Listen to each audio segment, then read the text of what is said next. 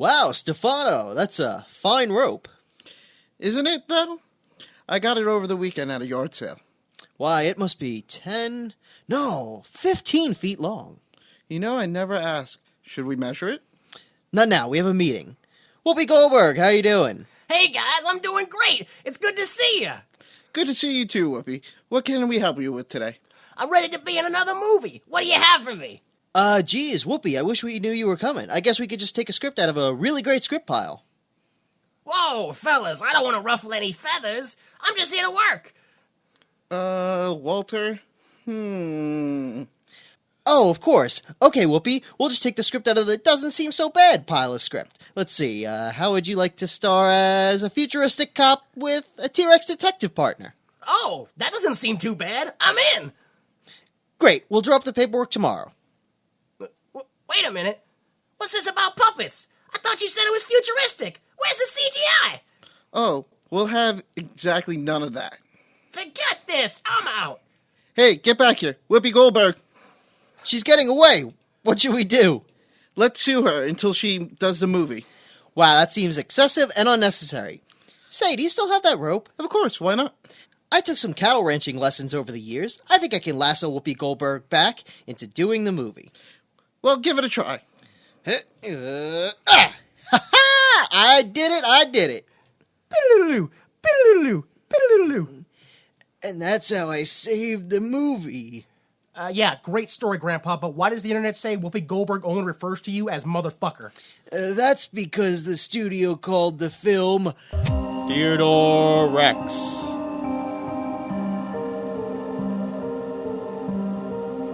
They irritate the irritated, flex perplexities, poise puzzles, magnify mysteries, impose inquiries, and coagulate quandaries.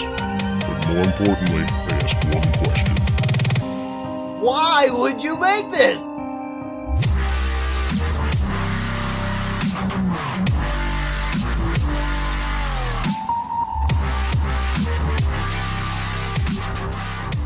Hello, everyone. Welcome and thank you for listening. This is Why Would You Make This? The only podcast hypocritical enough to present garbage as entertainment, and after watching someone else's stuff, ask the question, why would you make this? I am Jimmy Time. I'm joined by my co-host, Danny Money. How are you, sir? I'm doing excellent. How are you? Doing pretty good. Jay Delta, how are you? I'm pretty good. Good, yeah. I was gonna think of like a T. I feel a T-Rexerific. No, it's all. Those are all. T-Rific probably would have just been fine. Yeah, but that's not a good enough pun. No, all right. Okay, so yeah, we watched Theodore Rex, which, despite being an American movie, was released in German theaters December 14th, 1995, Okay. and then slowly released throughout the world until it got to Finland in September of 1998. The U.S. got it July 6th, 1986. Yeah. All over the place, All over. yeah. So, hopefully that explains why it was lost in translation. Russia, the only place to call it Theodore Rex. Pretty much everywhere else called it by the working title, which was T-Rex. T-Rex, like the T stood for something. Like Theodore. Yeah, exactly. And Hungary called it T-Rex the dinosaur. But Germany, they didn't call it T-Rex. They called it T-Rex. So it's not the shortened version of Theodore Rex. Yeah. It's Tyrannosaurus Rex Yeah. is the name of the film for Germany, France, and Portugal. Italy called it T-Rex, My Friend the Dinosaur. Okay. Finland called it T-Rex, The Best Detectives. The Finnish translation, of course, given to us by Dr. Christopher M. Spar, Doctor of Podcast Translation from the Unaccredited School of... Spain called the film Dino Rex. Dino Rex. And Brazil, I think Brazil very specifically... I don't know what you're laughing about, but they call the film My Partner is a Dinosaur. So. That's what I'm laughing at. That's great. It's what it is. It's like, it's a Whoopi Goldberg movie, so My Partner is a Dinosaur. It's not about the dinosaur. Oh, man. I think they really dropped the ball in not calling it Teddy Rex, because I feel like no one in the movie calls him Theodore. They all refer to him as Teddy. I'm not sure if anyone calls him Theodore. I don't think so, no. Yeah. So, there's no way you have any information. All I have is the budget, which the budget was $33.5 million. Oh my god. Yeah. Spent to make what is known as the most expensive straight-to-video movie. Yeah. At the time. I don't know what the new one is. Oh, yeah, but yeah, at the time. I mean, to be fair, the special effects weren't bad. Dude, like, I think we got 15 minutes in the movie, and I was like, dude, this is like Bad Boys level, like, action. Yeah, like, I was watching it, and I was like, okay, well, they have, like, these cutaway scenes of, like, this big futuristic city, and it's like, wow, they really... I was waiting for the scene where Whoopi Goldberg and Teddy Rex go to the Chief's house, and they gotta hide the fact that Teddy Rex is on ecstasy.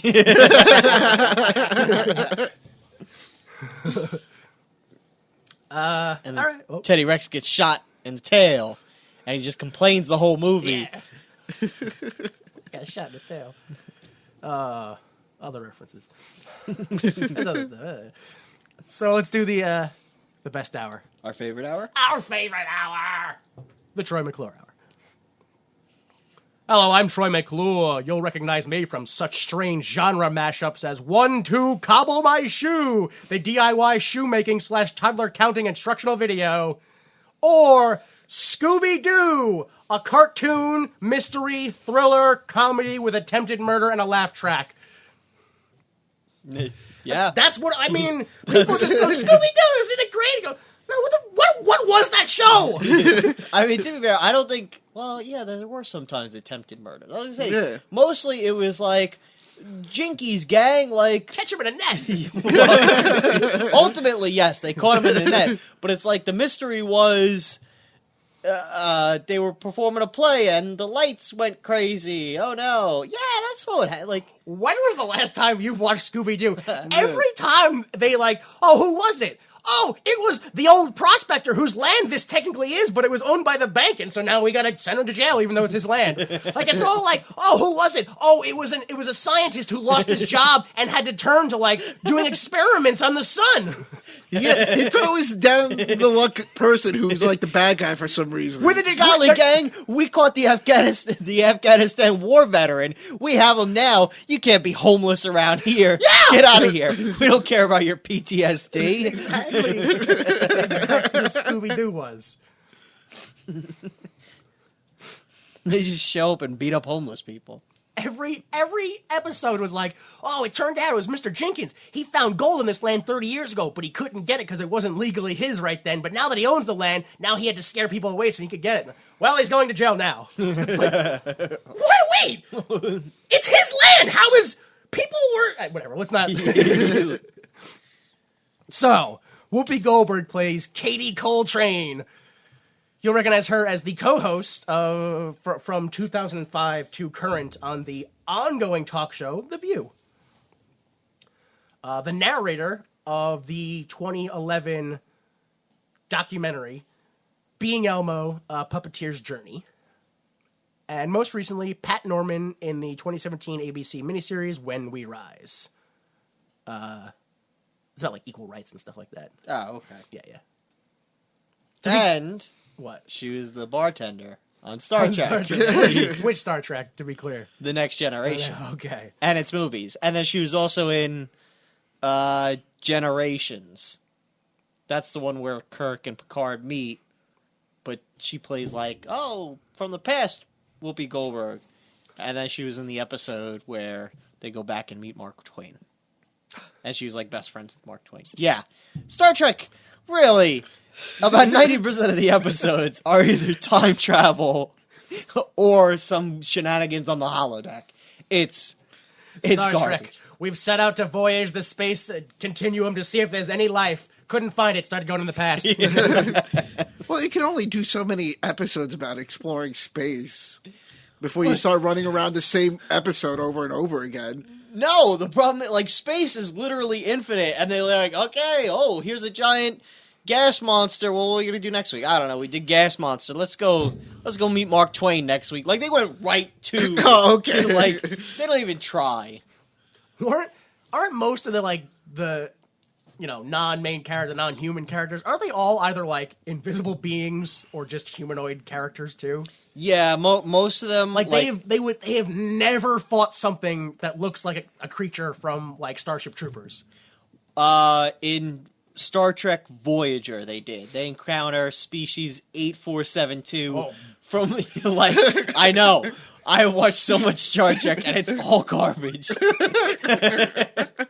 But it's like literally a species from another dimension made of real bad CGI.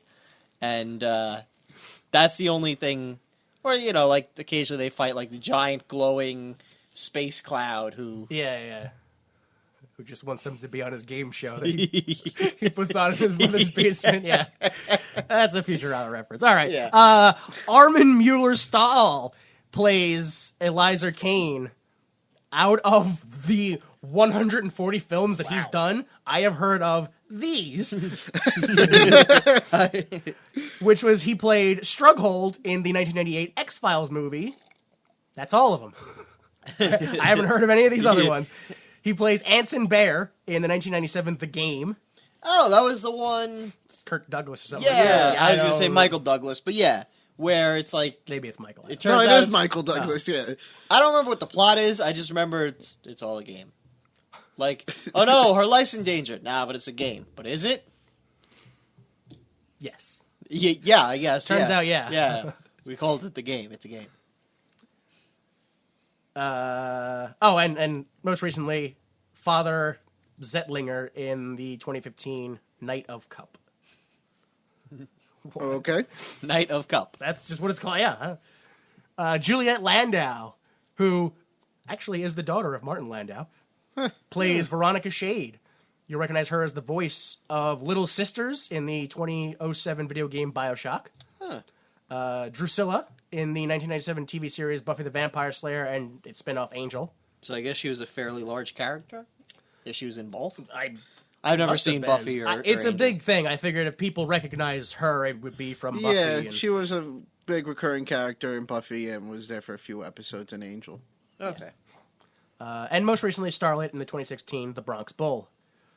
Those were the listed stars, but I feel the need to tell you that George Newbern plays the voice of Theodore Rex, who was not listed as a star, even though you'll recognize him as Detective Robert McKay from the 1990 TV pilot Puchinsky. Oh my god, which we have a video about on YouTube, and I was amazed. Brian McKenzie in the 1991 Father of the Bride. I think he plays the groom. Like, he's, the bride. And, right. Well, he's, yeah. And most recently, the voice of Clark Kent / Superman in Injustice 2 and also many other recurring Marvel things. I also want to point out that Pons Mahler and Bruce Linoli were the performers and puppeteer for Teddy Rex, respectively. Okay. I was, before we get out of the Troy McClure hour, I was astounded. What's his name? The guy with the one eye? I forgot the character's name. Spinner? Spinner, yes. Yes. He's played Bud Cort. Bud Cort. Hearing him talk, I was like, oh, this guy's... He's done, like, Looney Tunes and stuff, right? Like, he had to do, like, Droopy Dog. Or... Oh, yeah. No. Yeah, no, he's nothing. He has done nothing. I mean, he's done other stuff, but like somehow with that dumb voice, he's never done. He did like one episode of Tom and Jerry, and that's it. That's it. Yeah. Like, all his other credits are like background actor of like Walker Texas Ranger. Yeah. And what voice does he lend to Tom and Jerry? Does he make the sound of glass breaking? Like, there's no voices in that. No, in the later Tom and Jerry's, like. They would make these Tom and Jerry movies like, Tom and Jerry race around the world! And, like, they're characters with voices. Tom never has a voice, and Jerry never has a voice, but other people have voices. Yeah. Strange. Yeah, absolutely. They slowly got voices. There was the very racist owner. Yeah. Oh, yeah. What, the dog that, like... Oh, bulldog yeah, that that's right. He Yeah, would try to raise talked, his son. yeah. He would always talk. Oh, yeah. Well, son. Yeah. Yeah.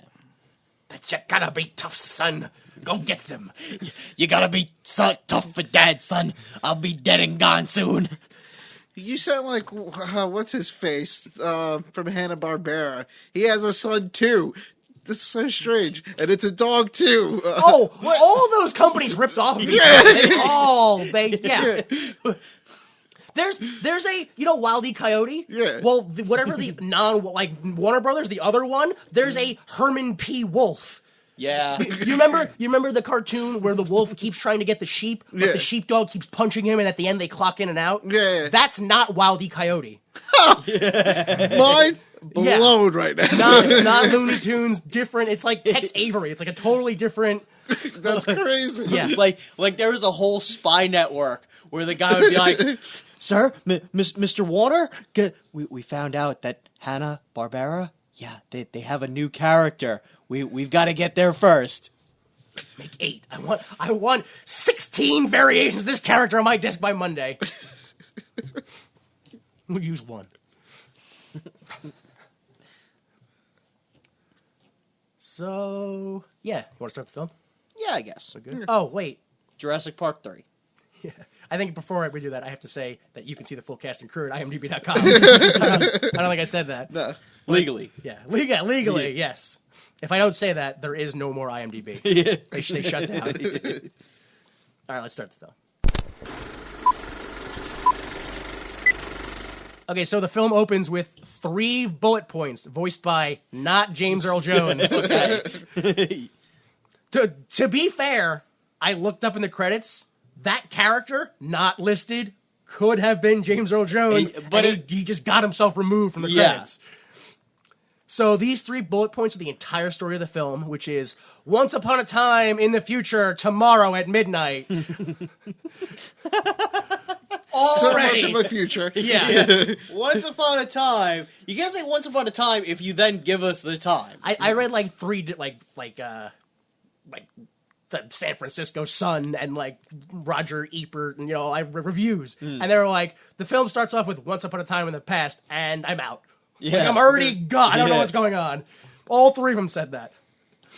So yeah, tomorrow in the future and the past midnight, billionaire Elazar Kane will launch the New Eden missile, which will bring about an ice age.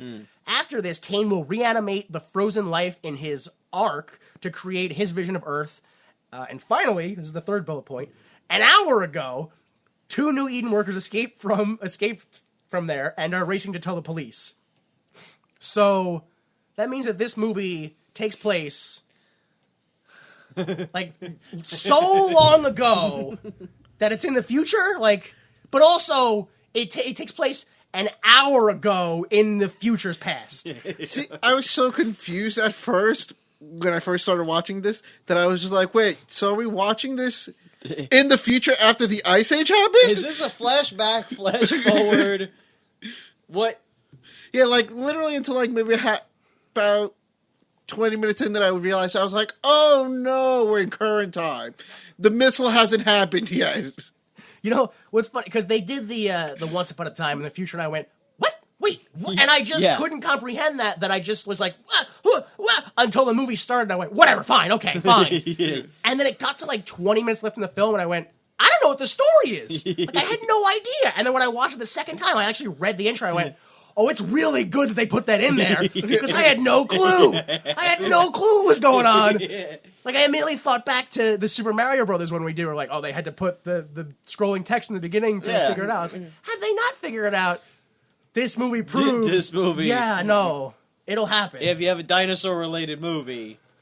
You will not know the story. Yeah. Go ahead. I dare you to tell me the story of Dinosaurs, a television show. There's the baby, and you gotta love him, and there's the grandma.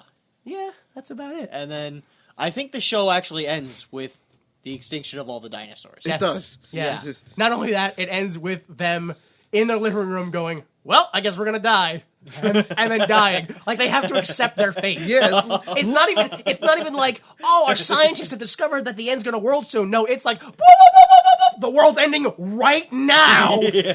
Get your shit and prepare to, don't even go anywhere. Just prepare to die. It's going to happen. Not even that. They all have to die, with knowing that the world hates the father, because basically the father is the one who sets off the extinction. of the dinosaurs. Oh yeah. Yeah. So then, so basically, the whole world goes off on everybody hating Ed, and then I believe the last lines are the baby going, "Mama, I'm cold," and then all of them just huddling together, and then black. Because the Ice Age. Oh, okay. So I'm cold, which is horrifying. Yeah. I'm cold. It's okay, honey. It's all gonna be over soon. It wasn't a chicken! It was a baby! What year was the Dinosaurs TV show? 93, 4, something like that. And that was Jim Henson technology. I think it was Disney technology. Yeah, it was Disney. Well, Disney owns the Oh, back then they did too? But it was Oh, okay. definitely like the Henson workshop. So I don't know who does this dinosaur puppet technology. I don't know. I felt like after the Dinosaurs TV show got canceled, like everything was on clearance, and they were like, "Listen, this is cheap. We gotta get on top of this." Yeah. 100%. Because a lot of the dinosaurs it looked like they were recycled dinosaur characters from that TV show. Yeah, did, that's true. The priest. He's Yes. the big Yes. Stegosaurus, that's the boss from yeah, that. Yeah. definitely.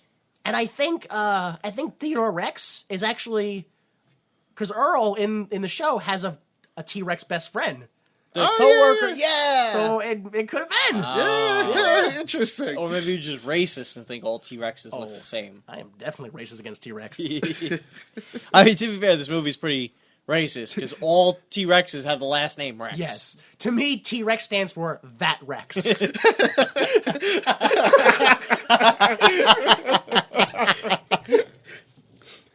All right, so let's go ahead.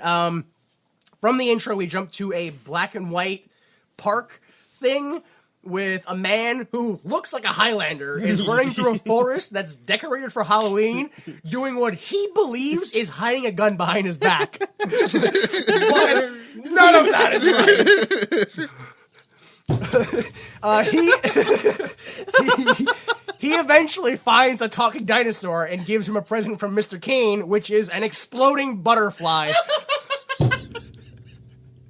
Man. That's the fucking craziest sentence It is! we've ever had on this show. We jump to a Highlander in black and white, running through a forest decorated for Halloween, doing what he believes is hiding a gun behind his back. Yeah, that's how the film opened. That's what we started with, and we were supposed to go, I'm going to take the rest of this serious. Okay, so the butterfly lands in the dinosaur's nose and it explodes. Which the dinosaur's a moron. They're at night. What fucking butterflies are there at night? To be fair, we don't know that it's at night because it's in black and white. Okay, fine. Fine. So yes, we go to the Rex apartment, Teddy Rex's apartment. He wakes up and he calls the police headquarters and he's like, "Is anything happening? I have a weird feeling." What? How? So, already we've established he's a psychic talking dinosaur. Yeah, absolutely. Okay. 100%. And Oh, no, go. I was gonna say, and it gets even worse because then she goes, "No, there's nothing happening, not for you." And he goes, "Got it. I'm on my way." Well, not even that. I feel like every time he calls her, if you listen closely, all you hear is yeah. A little bit of a conversation. Yeah. And then hangs up the phone. Just trying to get him off the phone. Oh my God, this guy keeps calling me. You're not a cop. Leave me alone. So he goes, I'm on my way. Here I go. And then he wakes up in the middle of the night, like you said. It is the middle of the night. Yeah. And then just starts getting ready for his day. He brushes his teeth and he takes a bath and he like dances and puts on his clothes. I was like, this is not how he should not be doing this right now. I love it though because Teddy Rex both is dressed like and sounds like a typical hack 90s comedian. Yes. Like with the fucking polka dot bow tie, like the sports jacket that doesn't match the pants he's wearing. Yeah, I was just like, oh boy. And then when I found out, it was the star of Puchinski, I was like, oh, that's... Yeah. He was like, do you want to be the voice of a dinosaur in a movie? Can I pick what the dinosaur wears? Also, there's a phrase in this scene that gets me way too excited about this movie, which is when they call, they go, is anything happening? He goes, oh, nothing for you, but there was a murder down at the Carnival Graveyard. And I go, Carnival Graveyard? Yeah! Yeah, I'll give you that I found that very odd. I was like, so wait, is it just a graveyard of old carnival pieces? Or did you just abandon a carnival? Yeah, I wasn't sure yet if it was a place that they specifically put carnies. I wasn't sure if it was a graveyard for carnies, or if it was a place where they just stored all their old carnival equipment. Like this, anyone want to ride this Totoro? No, it goes in that field now. That's where we keep it, in the field. Hopefully, if we just keep putting stuff in there, one day the Beatles will write a song about us. Yeah. They're dead, you know.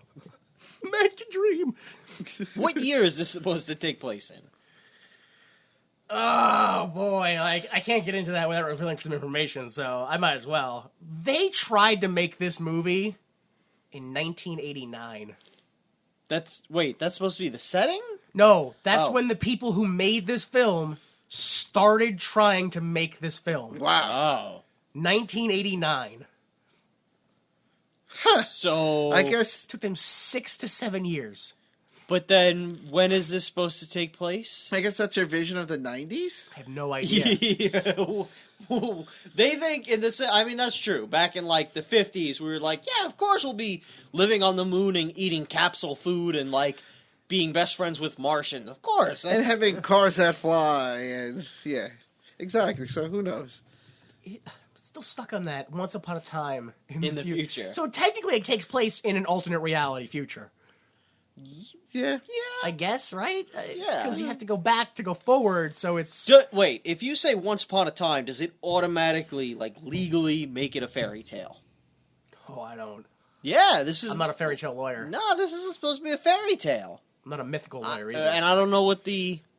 Because then if it's a fairy tale, there's got to be, like, a moral lesson. Really? You don't think that the moral of this movie is don't be a racist? Like, that wasn't clear to you the whole time? Oh, I mean, everybody's a racist, but at the end, I didn't feel like they were like, racism solved. Oh, no. Not at all. Not even a little bit. So, yeah, he turns on his cookie shooting machine, takes his cookie, and leaves for the day. I was like, all right. I mean, it's the future. I do want one of those, but whatever. Yeah. I'm smart enough to know it's not necessary. Like, you know. I was at BJ's last Saturday, okay, and I was like, oh, I haven't bought any of those cookies in the longest time. And I bought one of the big containers. It's like 24 cookies, and I ate all of them. All of them. I ate every single one. It was like on the car ride home from BJ's, I ate 4. It was gross. And I got them, and they're usually like soft, chewy, and they were overcooked, and they were crunchy, and everyone was like, I'm not even enjoying this. But I still ate everyone. All you do is complain to me about how, like, you need to hit the gym because you're getting fat. Oh, and I go to the gym every day for like 2.5 hours. Oh, so. And then I just cancel it out by You're eating just maintaining at this point. 24 cookies. That's fine. That's what you're supposed to do. You eat cakes and then you work out for 4 hours. It's a balance. You gotta have a balance in your life. Yesterday, I woke up, had breakfast, went to the gym. My lunch was like 6 chocolate chip cookies. I didn't eat a lunch. I just had cookies. You need to, like, I don't know, talk to like a dietitian or something like that. That's not. You need help, dude. My diet is peanut butter, Chipotle, and chocolate chip cookies. That's why I say you need to talk to a nutritionist, because I don't see a damn thing wrong with that diet. that is the exact diet I follow. I mean, I'm pretty healthy. Right? I got good blood pressure. And... That's what I think. Yeah. I think I'm pretty healthy. Therefore. All right, so we go to the rooftops, and we see a long shot of the city, and we pan over to Coltrane and her partner, and they are very slowly going after a man who's currently being kidnapped. Like, he's like, no, help, help! They're like, all right, let me line up this shot. All right, now the rope's in there, now we can zip line down. Oh, but wait, let's make sure it's secure, right? You got your safety on. Let's put a third safety just in case, you know? Now I have a question, because this is the first time it gets brought up, and it gets mentioned, I think, 2 more times later on. Okay. it's mentioned that Whoopi Goldberg is back on the Force. Do they ever explain why she left the Force to begin with? Not that I was aware of. I assume it's because she's a renegade cop with nothing to lose and like. But what? Okay, look, they go after this guy who's being kidnapped. Yeah. How do they go after him? They go to the truck that he's being kidnapped in. She crashes through the glass roof that all trucks have. It's the future. And her partner goes after the driver. They struggle until the vehicle crashes. They all get away. And then after that happens, the people, like the chief calls them and goes, all right, now let's make sure that your biostats are okay. Like, they don't care that the guy's dead. Oh, yeah. The bad guys got away. The kidnap victim got exploded. Yeah. And then they're like, well, so long as the numbers add up, you're back on the Force. So what got her kicked off the Force? The numbers didn't add up. The numbers didn't. That's what it was. Yeah. Wait a minute. You told me you killed 5 people. Says here you killed 4 people. You're off the Force. you didn't hit your murder quotient for the day. We can't feed one extra person in this broken down city. Destroying a city block I can tolerate. Screwing up the accountant. Not acceptable. Gone. Well, this is the future, right? Because they established that animals are like all extinct, and right? Yeah, no, they do establish it because at one point they're complaining that they're bringing back the raccoon, and they make a big deal because they just brought back they were bringing back the raccoons and the elephants, and they're making a big deal because they just brought back the whales and some other, and I think bears or some shit like that. Yeah, I assume it's like a nightmare hellscape where, like, we don't see the general population. Yeah. They're all starving to death. It's terrible. It's horrible. That's my guess. It's like a, like Escape from L.A. or... Yeah, like Escape from L.A. or Soylent Green, right? Where it's just a bunch of poor people. So it's like, well, if the cop kills a couple poor people, it's like, well... like our society today. Once upon a time in the future. That's the present. Yeah. Oh, that's now. Oh. Today. Once upon a time. Right now. Right. Yeah. Remember yesterday? After that.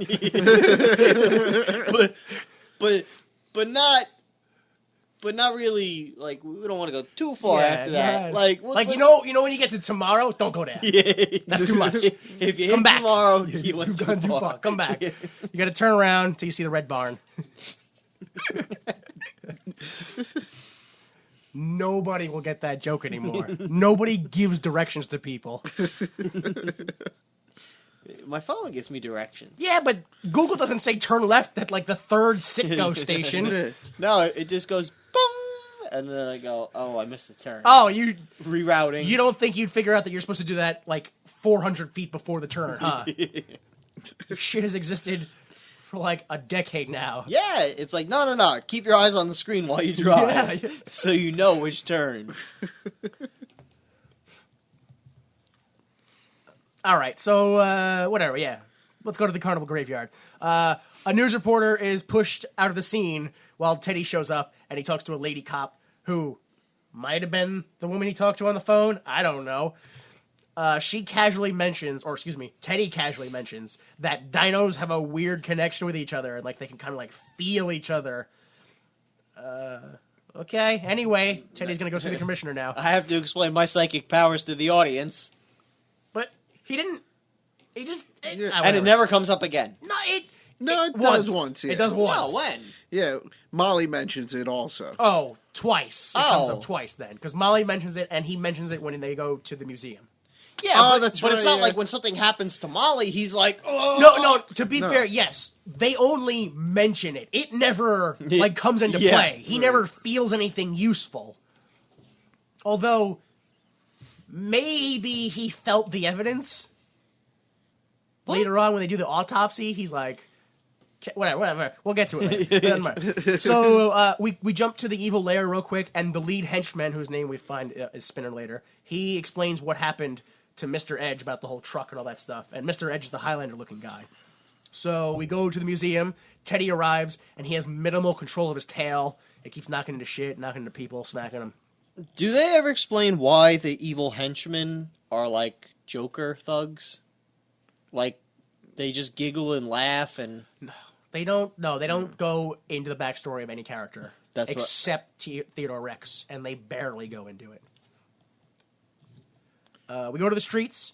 Coltrane, Whoopi Goldberg, finds a stray dog, picks it up, and claims ownership of it. I thought that was Teddy's dog. Oh, yeah! Me too. Okay. It looked exactly like his dog, yeah. Like, it actually probably, like, they couldn't... They're like, well, we're going to get another dog. I don't know, just use that. Use that. Use the same dog.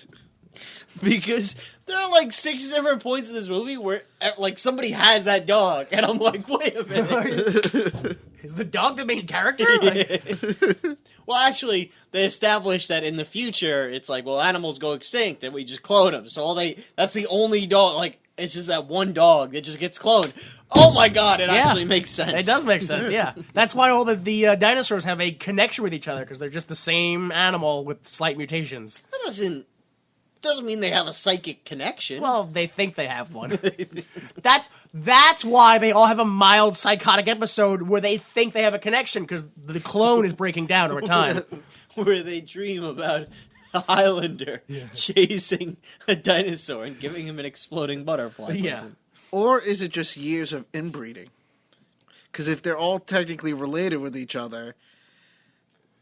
They do not have southern accents, so I don't think that's it. But don't they have... Nah, whatever. I don't know. Whatever. So, yes, we go to, there's this boy who runs a food shop of some sort, or it's his dad's, but we don't ever see that guy. We never see the dad. No, we do, technically, way at the end. They don't mention him. You just see him. He's just an... Actually, I'm technically being racist. I'm being racist. At the end of the movie, the boy he's standing next to a black guy. So, it could just be a guy in the scene. Exactly. For all you know, it could have been his brother Omar. Why Omar? I have no clue. So, the boy tries to get Coltrane to meet his dad, but she's like, I gotta go take this call. And he's like, well, meet me later at, like, the park, tomorrow. And she's like, all right, take this dog and put it in my house. Because apparently the boy has a key to her house, I guess. So she leaves. We go back to the museum. Teddy finds the police commissioner at a cocktail party, after being leered at by party guests, of course. Teddy meets his maker, literally, because he meets the scientist who reanimated dinosaurs, or recreated, who is Elazar Kane. So, is it established that he gave them the ability to talk, or he resurrected them? Don't backstory anything. I don't know if in this universe dinosaurs could talk all the time. This is what happens when John Hammond, right? He creates Jurassic Park, and like the first T-Rex comes out, he's like, "Oh, what's up, man?" Oh, yeah. It's... No. I was thinking of John Hamm. But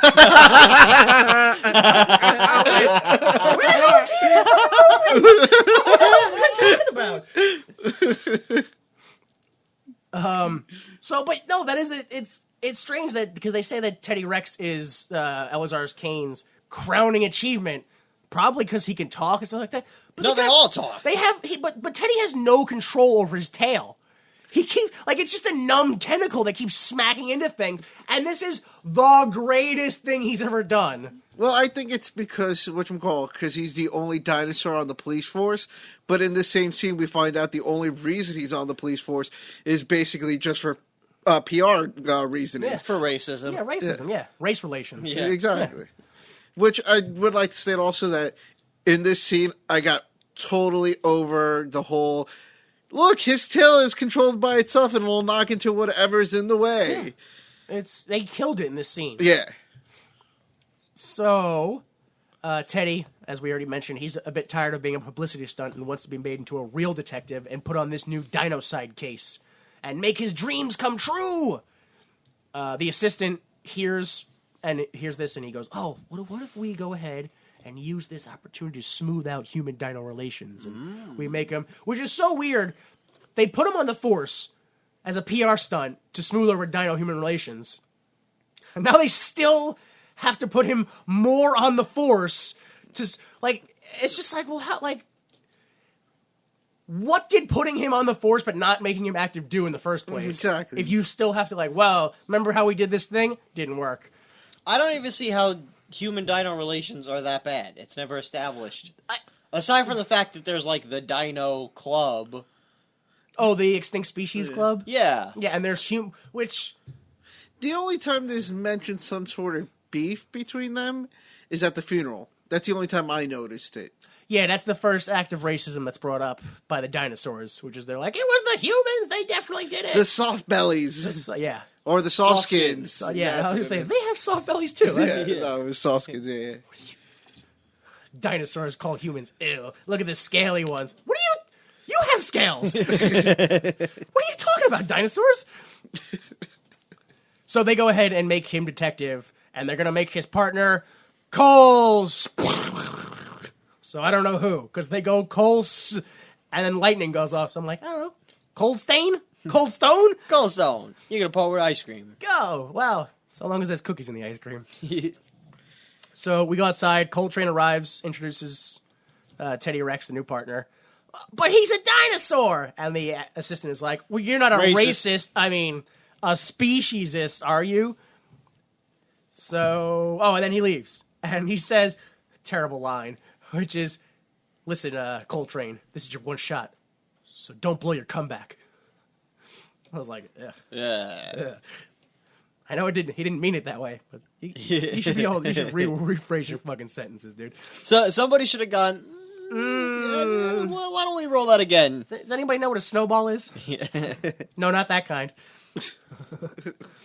So we go into Kane's limo, and the assistant commissioner before, they are exchanging words about how, I'm going to do this for you, and then I'll get to live in your new world. It'll be great. We're partners. And he's like, don't worry, Teddy Rex is going to blow the whole case. That's why I put him on it.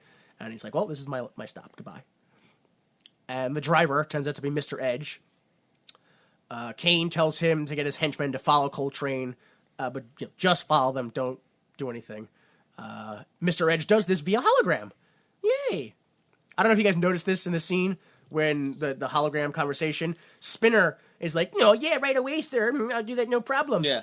And then it slowly zooms into Spinner's face where he goes, and sticks out his tongue. Yeah. But you can clearly still see hologram Edge in the corner of the screen. So, it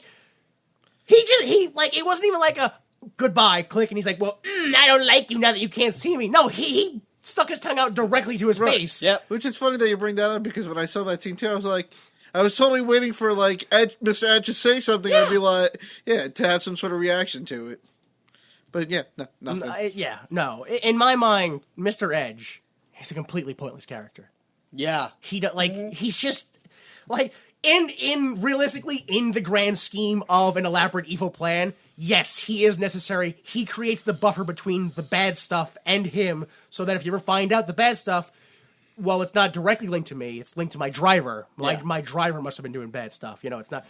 So yes, in the technical aspect of pulling off an evil plan, Mr. Edge is necessary. To this film, no, not even a little bit. So we go to Rex's truck. They enter the car, they review the case, and they're like, we need to leave this museum, because Coltrane went to the museum where the cocktail party was at. And they're like, all right, so where do we go to figure out their case? To the museum. And they drive away, and they pull back up to the museum. I'm like, what? Well, even before they leave, they do a whole bit about about car safety and how you got to wear your restraint. Which, if this is the future, why is roller coaster restraint your seatbelt to a car? And then even to a little later on, this is going a little ahead, but it's also used to restrain the bad guys' feet and arms. It's like, what? Where are we living in that's the perfect form of restraint? You know what? Just a lever going down, pretty much. Everything's based off of carnivals, graveyards, safety. That's solid logic. Actually, that is very solid. That's pretty solid, actually. Yeah. Oh my god! It's a carnival universe. So what happened was, right? Okay. This is a spin-off of Jurassic Park. Except in this alternate Jurassic Park universe, John Hammond, not John Hamm, he clones the dinosaurs, dinosaurs talk, and like, oh my god, the whole world goes bananas, and the whole world like starts emulating Jurassic Park for whatever reason. Rides and talking dinosaurs inclusive. Okay, no. I thought you were like, this is like the alternate Jurassic Park, where it's like the park did well and didn't like have dinosaurs attack everyone, and people got over it, so they had to add rides and stuff like that. So, like, and people just started living there one day. There's a water show. And... Yeah, that works. All right, so they go to the museum, and this is when we get Rex just casual nonsense about how, like, oh, I can feel my ancestors. They're staring at me. They're talking to me. And then he also says, if dinos weren't extinct, we'd be running the world, and you'd be extinct. I was like, that's not a friendly thing to say. Don't fucking say that to me. But in technicality, they're not extinct. What? Dinosaurs. Oh, yeah. They're... Wow. They're... Are they? I mean, they're not extinct, but there's only a couple of them. They're unextinct. They're Distinct? Distinct. Oh. I don't know if you can say I think that there's distinct only a is couple. already a word. Oh, yeah. Distinct is already a word, isn't it? We have invented an existing word. Yes. we did it. All right. Yes, dinosaurs are distinct from humans. Yeah.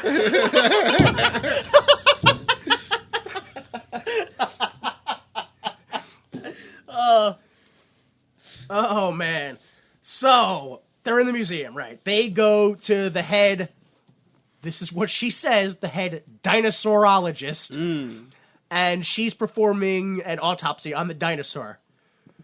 The dinosaur, which died by having his face exploded. And let's do the autopsy on his full body right there. No problems with it.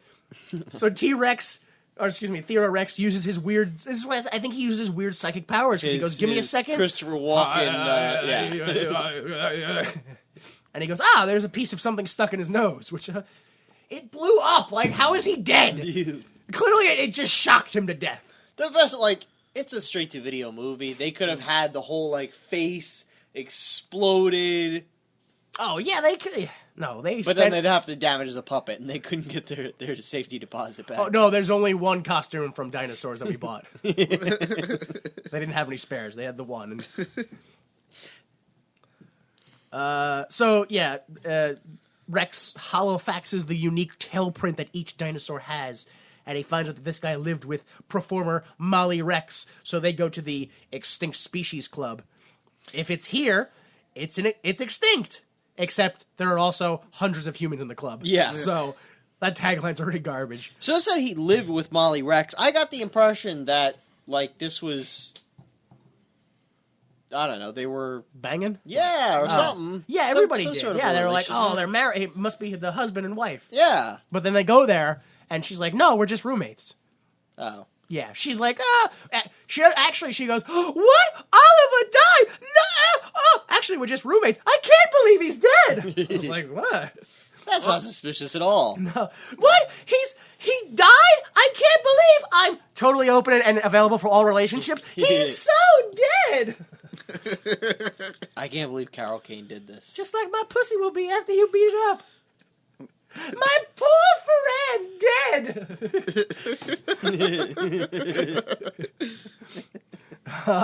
Yes. No, I can't believe that Carol Kane also was so drunk that she decided to do this. Because she sounds like she's the most drunk. Yeah. Like, already Carol Kane has a voice that's like, you gotta kind of speak clear, because it's a little... Yeah. I can understand it, but I gotta pay attention.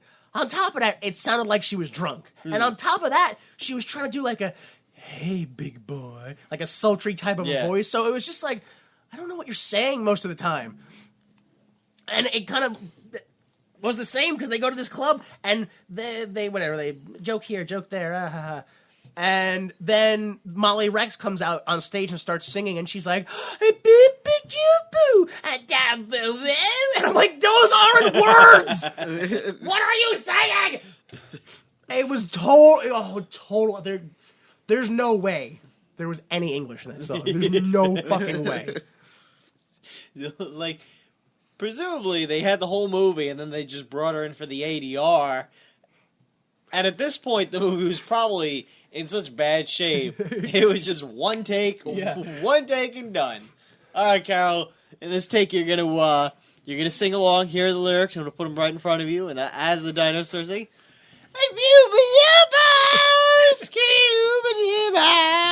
I love the idea of that. It'd be like, all right, Cal Caney, you ready? Yes, I'm ready. All right, go ahead. Ya boy, Cuba. Oh, I think I had a stroke. Can we do that again? No. Nope. One take. Yeah, this is the 90s. We don't have digital stuff yet. Real tape's expensive. Real tape, yeah, very expensive. So Coltrane keeps getting hit on by dinosaurs during the song, so she walks away. But it doesn't matter, because after the song, they just all go into Molly's dressing room. Have we met, like, the head priest guy yet? No. Okay. No, I don't believe so. All right. When we get to him. Yes, Molly is upset that her roommate Oliver died, but she doesn't know anything about it. And then she invites the cops to the funeral tomorrow, because having a funeral is a big thing, a part of Dino culture. Yeah. Outside, Coltrane starts arguing about Teddy's glandoism, which is how they say that he was swooning over somebody, which is old-timey speak for he was clearly DTF, which is kids speak for he wanted to have intercourse. Coltrane leaves on a call, and Teddy goes home, and the henchmen, who are standing in the middle of an awning watching them, and somehow unnoticed. On top in the middle of an awning. They're just in the open. They're not even hiding. There's Spinner, and then all the other henchmen who, just constantly cackle and have glowing eyes. Yes. I don't know how to describe them, but they look like the buzzers from the Mad Max video game. Yes! Yeah! That's exactly what they look like, yeah. Or they look like something out of Mad Max. Or like Cabal in Mortal Kombat. Yeah, Yes. but with more army camouflage on. Not fatigues like the sniper like a bush. Like Cabal, but he fell in some garbage and he came out and he's got a bunch of stuff stuck to him. He fell into honey and then garbage. Hey guys, thanks for coming to my bee farm. I'm just gonna take out this trash. Now I'm a villain. Nobody starts off evil. You just one day you look evil and you go, well, I guess that's it. One day you fall into garbage. It's just the way it is. That's a viable early 90s Marvel, or not 90s, but way early DC and Marvel, the 50s, just golden. Yeah, that's a viable villain backstory. A bee farmer's taking out his trash, he falls, trips, stumbles into the hive, covered in honey, falls into the garbage, covered in honey and garbage, stung by bees, turned angry. That's it. That's a Batman villain right there. Yeah, probably. You call him the Wasp, because wasps are always near garbage. Are they? Yeah. Is that... have you never been to a park? When you go to the park, there's always wasps near the garbage cans and crawling into your soda cans? No, it's just that they just want food. That's it. It's not just garbage. Okay, fuck this bit then. I can only give you shit. Whatever. So... Teddy's truck gets messed up by the henchman because he's clearly going all glando again. We go to some guy called Knife. He's forensics expert. That's not a forensics expert, because there's also another guy that's a ballistics I don't know. I don't know who any of the characters are, but they're all CGI guys. Not CGI. CSI. That's the one. No, we've already established there was no CGI in this. No, not at all. Yeah, so she goes, finds out that the guy that died way in the beginning of the film, he was actually cloned in New Eden, and she gets a call from Teddy, oh my god, help! And she's like, I have to go, and then slowly walks out. We get to Teddy's truck, and they argue. It's the whole scene. That's it. We go back to the evil lair, and the lead henchman, Spinner, is happy that they made money selling parts from Teddy's truck on the black market. It was the craziest line I've heard that character say so far. But then Mr. Edge says, when you can't control yourselves, it makes it harder for the rest of us. Because race relations are hard. Yeah. We jump to the police station, which is easily the most confusing scene in the whole movie to me. Suddenly, Teddy Rex is a very angry, aggressive person. And he's just like, where's my truck? Give it to me! I thought he was just doing a bit. Like... they don't establish it, but I assumed it was like, all right, we're gonna, listen. I assumed there was a scene in this right before that was cut where Whoopi Goldberg is like, listen, if you want to get things around here, you gotta act tough, and then it leads to this. I mean, we never see it, but that's my assumption. I just think it was a weird scene. I think it was the first scene shot. And where everyone was willing and acceptable and didn't care. Of course the dinosaur's going to be angry. And then someone, wait, that's racist. It's not. It turns out Whoopi Goldberg's also the angry one in this film, so I think we need to switch characters now. We're going to play angry dino cop, angry black cop. Who's the likable character in that film? What? They're supposed to be likable characters? The guy in the bag. We didn't get to him yet. So all the other police mock and laugh at Teddy, and the commissioner is upset that they ruined a car, that they have no information for their case 12 hours in, and that Teddy doesn't even look like a detective. Racist. Suddenly, Coltrane defends Teddy, and the commissioner's like, what? What? And just leaves. Like, he just can't comprehend it. Coltrane follows because the commissioner said something. He's like, wait a minute, you mean that the assistant commissioner set all this up? And he's like, yeah, that's right. And then the guy before that, the commissioner says, I want all this wrapped up by prime time. Yeah, I meant to bring this actually up because this is the second time he mentions prime time. He mentions it originally at the museum when they give them the case. Really? That it has to be solved by tomorrow, prime time. What? Because I started making a joke in my head. I'm like, so is that prime time at 8 or prime time at 9? Yeah. Well, it's 8, 9 central. No, 9, 8 central. I don't know which way time zones work. Turns out. So I guess television is just like. That's what all life is based around in the future, so Commissioner just wants, I want this shit done. I don't want to have my phone go off in the middle of whatever people watch during prime time. Future Sanford and Son? that's racist because the police chief is black. Oh, yeah. Just thinking of the theme song now. The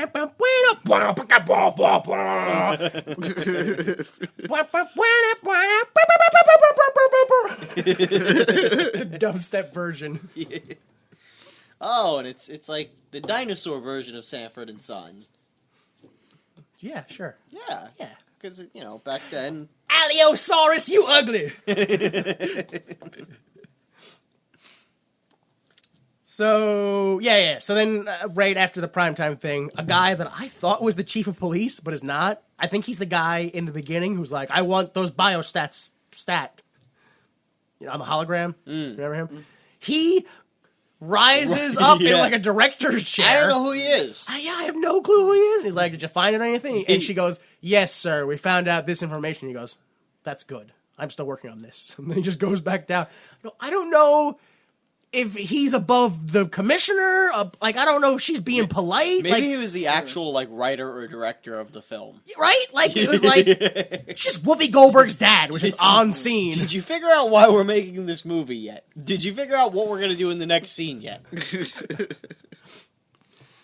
So, we go to the wardrobe, and Teddy has to get a new wardrobe because he's got to look like a cop. Except, he shouldn't, though, because Teddy comes in to get a new look for his undercover detective job. Yeah. You're not supposed to look like a cop when you're undercover. That's what gets you shot. Yeah. Oh, wait. That's something they would want, isn't it? Oh, wow, yeah. That's fucked up, actually. So they, material, it's a hologram, but it's real, and they just do, Viking and Hawaiian and Scottish. Why were these even options? And then were the accents done by him? or was that like part of the costume? Like super, super futuristic undercover. Like they implant a fake accent on like, you.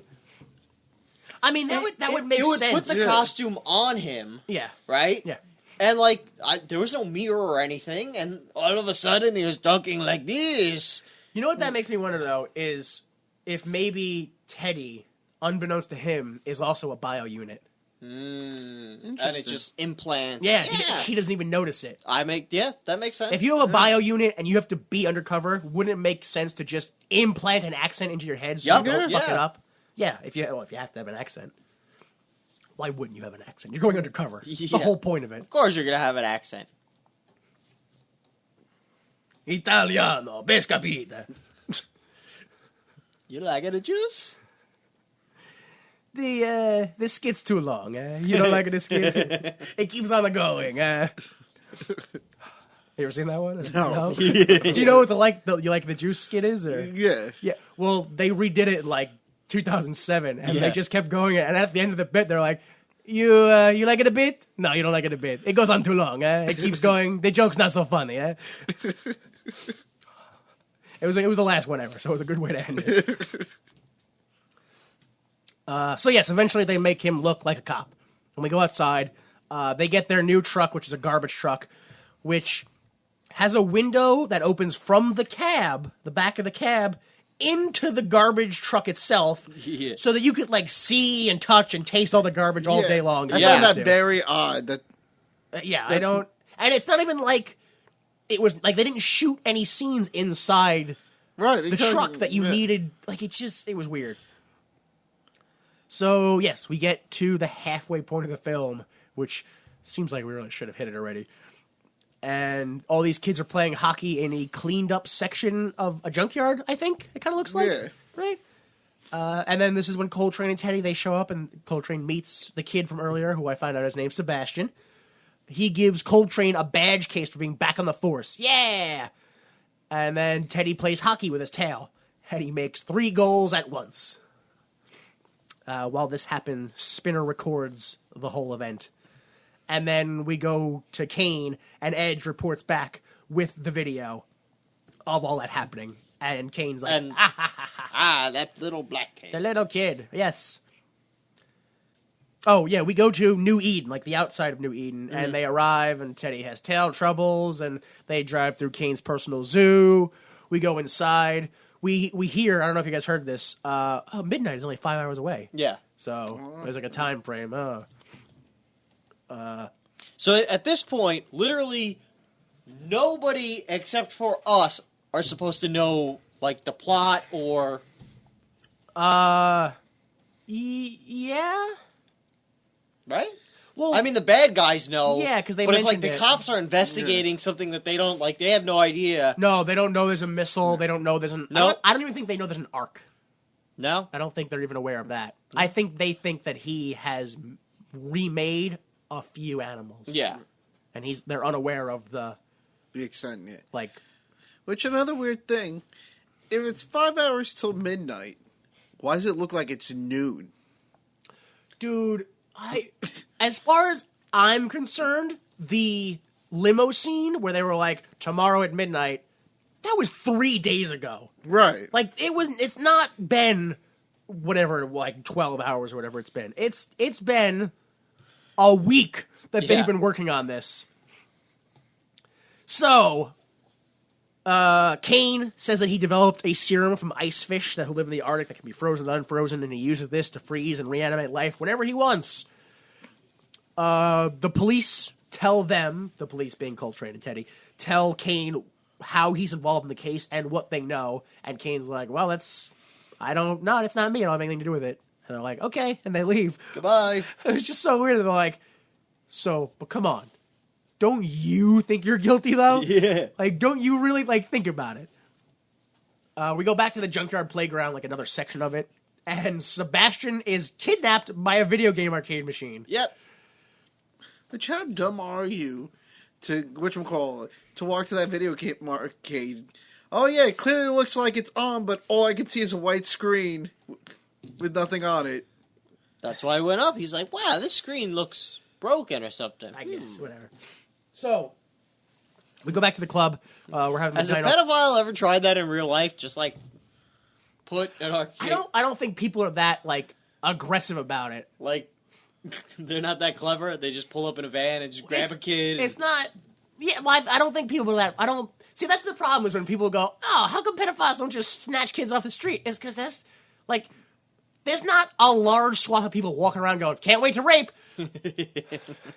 Pedophiles are human beings that are attracted to kids, so they want the kids to fuck them. Yeah, like most people want. They You buy them you flowers don't, and you don't want to candy. fuck a girl. You want a girl to want to fuck you because I mean you're a man. You could just fuck a girl if you wanted to. And then you gotta you buy them dinner, so then they're like, oh, I guess I have to now. yeah. And then It's you pay their phone bill. Because Because that's how it works, apparently. Yeah. what? Oh man. All right. I so- can't wait to hear the backstory. I've never told you that one. No. Oh, man. Oh, I guess I'll do it real quick. don't worry. Yeah, there was one time, like, years ago, I was talking to Sean, and we got into some conversation about... Sean, don't know if I should say this. Sean being the owner of Victory Pro Wrestling. Yeah, we got into some conversation about having sex with girls, and he's like, yeah, you know, you end up having sex with them, and then you pay the phone bill. And I'm like, what, Sean? He's like, yeah. You have sex, and then at the end you pay the phone bill. And I'm like, no, Sean, I had never paid for anyone's phone bill. One day we're gonna have to sit him down and tell him what a prostitute is. Yeah. That's like when I worked at GameStop. There was this girl I work with, and she was like, "Yeah, you know, I went out to dinner with this guy, and like he was really nice, but you know, and then he bought dinner, and we went back to his apartment, and like there were leftovers, and like he tried to do something, and she was like, and I was like, no, and then he was like, oh, and then things got weird, and then she said when she left, she was like, can I have your leftovers? God damn it. Yeah, it was stone cold. That shit was awesome.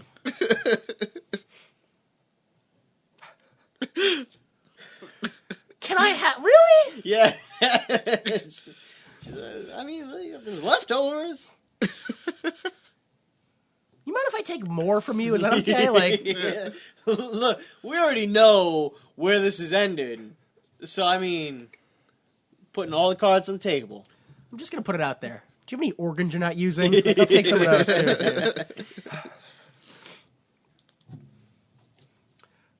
So where are we? At the club, right? The Dino funeral? Yep.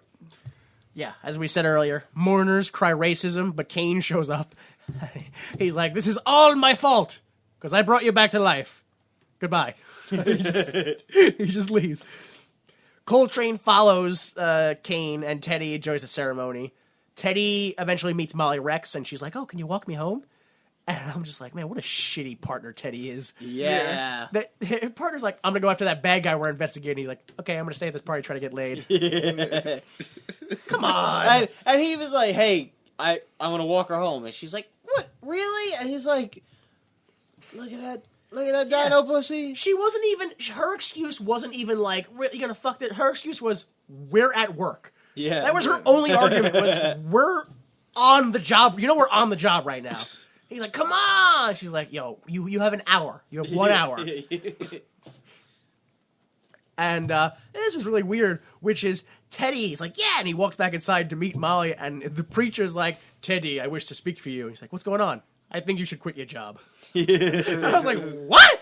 What does that have to? He's like, you should settle down with this lady you just met. It's better for the future. I was like, what a terrible priest.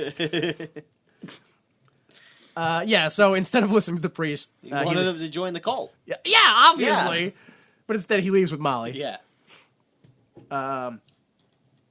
Edge brings Sebastian to Kane, and Sebastian bites Kane, and he screams into the camera. I just realized these are wrestler names. Yeah? Who's your Edge favorite? and Kane and... I think my favorite wrestler is Sebastian. Yeah, Sebastian. Sebastian the Biter. There's probably a Sebastian out there, so it's really not an intimidating name. Yeah, so this is so fucking weird. Do you guys remember what Molly asked? For him to walk her home? Yeah, right? Yeah. You walk me home, right? He brings her to his So they apartment. go to Teddy Rex's apartment. and they dance in his apartment. That's how it works. Can you walk me home? Yeah, I'll walk you home. Home. The abstract idea of home. My home. My home. I only know of one home. Yeah. That's not even the best part. When they get to his apartment, he goes, well, this is where I live. I guess I'll go. And she invites herself in. She's like, no, let's go upstairs. Well, he's playing hard to get. No, he clearly had no idea what he was doing. Yeah, that's true. Because he's like, well, this is Yeah. Which, you play that out just a little differently from how it goes in the movie, and he ditches work to walk a girl to outside his apartment, and then, like, just go inside and eat cookies and jerk off. Yeah. Yes. That is exactly what happened, yeah. Luckily, Molly's a little more into it than he is. And she's like, no, let's go inside. So they dance for a while, and then Coltrane calls him. He's like, listen, we have to go to work. And Teddy gives Molly his ring. Yeah, for some reason. You know, the ring he's been wearing the whole movie. And even before we go too far from the scene, what was the point of every so often showing the dog spin around on the bed while they were dancing? That's just one of those typical hack Hollywood. Yeah. Like, and even the dog's getting into it. Nobody can be upset at a dog. It's just typical hack bullshit. Yeah, I was upset by the dog. It's Because it was unnecessary. Completely unnecessary for the dog to be like, I can do it too. just like I said, it's hack. It's fucking hack. Yeah. It's like going up on stage and be like, hey guys, what's the deal with this thing right here? I mean, what we use it all the time, but it's so weird. What I'm saying is observational comedy is dead. Don't do it anymore. Don't look at things and then think about them. That's hack. Don't look at things. Don't think about things. No. Well, you can think about things, but you have to think about the abstract thought that things could be if they weren't what they are. All right. So, Imagine if cell phones were rocks instead. oh my god! Every time some guy walked up to you, you just throw your cell phone at his head. No. How do you use your rocks? All right, fine. I'll do a better joke. Man.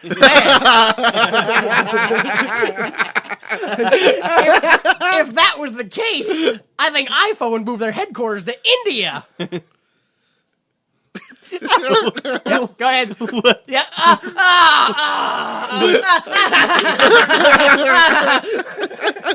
Yeah. I told you it was a better one. I had to think about it for a second. It's fucked up though.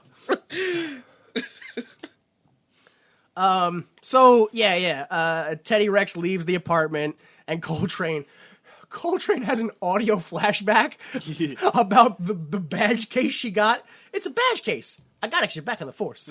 Like, what? Well, to be fair, it might just be her bio unit malfunctioning. Oh, that's true. That's absolutely true. This whole movie is a malfunction of her bio unit. Oh my god, it's all a bio unit hallucination. She didn't survive the opening bit, or the opening whatever heist. Yeah, the opening.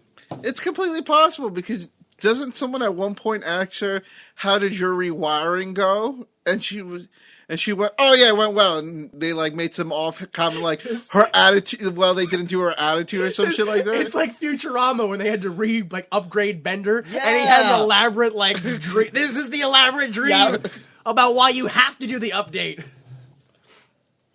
It's the T-Rex update.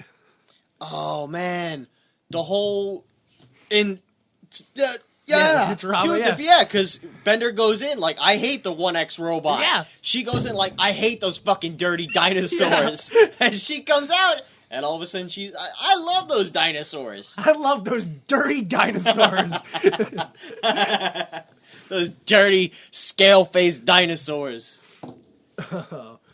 So, we're still outside Teddy Rex's apartment, right? That gives the ring to Molly. Coltrane has an audio flashback. They talk about how glando he is. You're so glando. And they also mention, hey, Coltrane, I think you might have feelings. I just want to say, Coltrane's a fucking dick. Yeah. Because she's parked outside Teddy's apartment, a public place, on a residential street. Every light on the truck is on and flashing. All of them. All the lights are just going. So we go to that guy that I think is the chief, but might also be the director and could possibly just be Whoopi Goldberg's dad. He tells us that the evidence is butterfly wings, and this is the place that you have to go to get them and all that stuff. We go to Dragon Tail Dead Storage. They arrive, and the guy inside hears them.